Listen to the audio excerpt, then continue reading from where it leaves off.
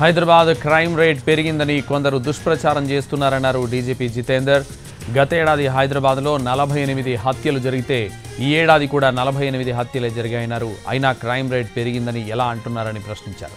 సంగారెడ్డి జిల్లాలో law and order బాగుందన్నారు DGP.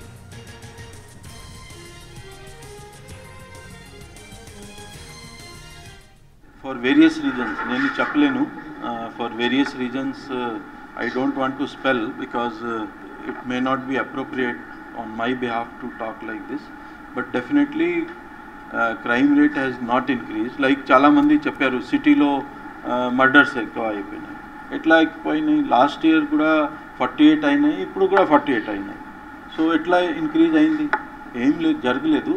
Only some people who want to blame the police and other agencies, they are saying it. అట్లాంటి ఏమీ లేదు, crime పెరగలేదు. నేను క్లియర్గా చెప్తున్నాను.